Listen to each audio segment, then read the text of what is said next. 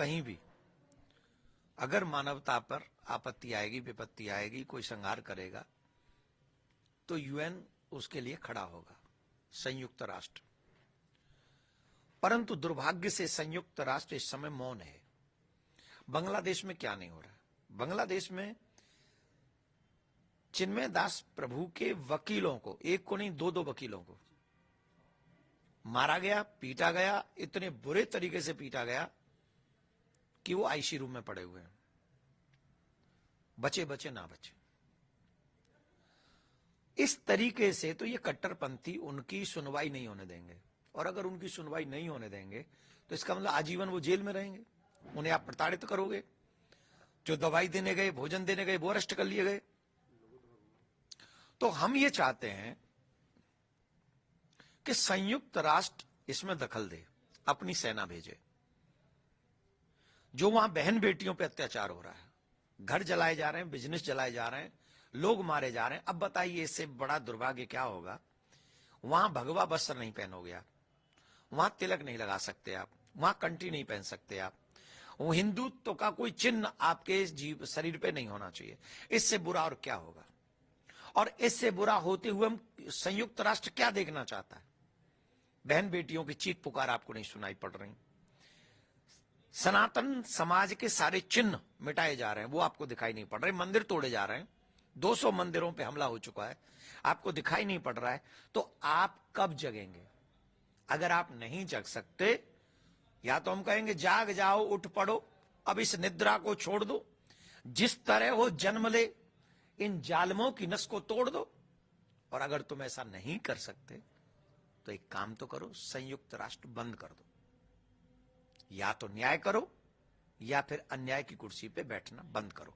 तो हमने लेटर लिखा है, आशा है कि संयुक्त राष्ट्र के जो प्रमुख हैं उन्हीं को संबोधित किया है। आशा करते हैं कि वो लेटर पढ़ेंगे, इसका रिप्लाई करेंगे, और रिप्लाई हमें करें न करें, लेकिन भारत के भारतीयों को, सनातनियों को, बांग्लादेश में जो हिंदू हैं उनको बचाने का और उनको न्याय दिलाने का काम अवश्य करें।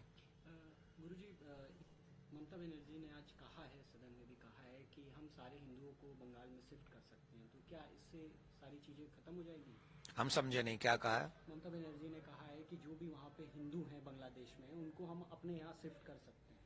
उन्होंने ऐसा प्रस्ताव। यहाँ शिफ्ट करने से होगा क्या? हम तो कह रहे पूरे बांग्लादेश से हिंदू आ जाए, लेकिन फिर जो हिंदुओं की कुर्बानी हुई है, उनकी जो जगह है, उनके जो बिजनेसेस हैं, उनके जो परिवार वहां बसे हुए हैं, सब छोड़ के आ जाए पाकिस्तान की तरह, सब छोड़ के आ जाए अफगानिस्तान की तरह। अरे हम तो कह रहे हैं भारत के नेताओं को एक मांग करनी चाहिए, सभी को, हर पार्टी को एक साथ, संयुक्त राष्ट्र से।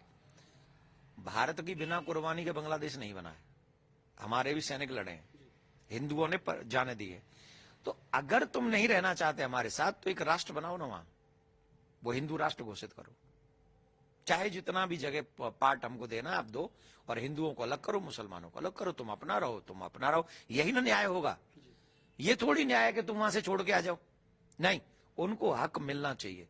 और इसके लिए आवाज चाहे भारत से उठे, यूएन से उठे, इंग्लैंड से उठे, जो न्याय चाहते हैं उनको ये बात कहनी चाहिए कि बांग्लादेश में हिंदू राष्ट्र बनना चाहिए और हिंदू सुरक्षित होने चाहिए। अभी हम एक बात कहना चाह रहे हैं, वो अभी हम नहीं कहना नहीं चाह रहे, मतलब कहना तो चाहते हैं, पर अभी हम इसलिए मौन है कि शायद कुछ न्याय हो जाए, कुछ नहीं हो जाए, कि कुछ तो ऐसा हो जिससे हमें बोलना ना पड़े। अदरवाइज भारत में जो बांग्लादेशी रह रहे हैं उनके अगेंस्ट भी भारतीय समाज को कड़े स्टेप उठाने पड़ सकते हैं। तो इस बात से भी डरे बांग्लादेश के। ऐसा नहीं कि सारे यहाँ आपके लोग यहां भी हैं।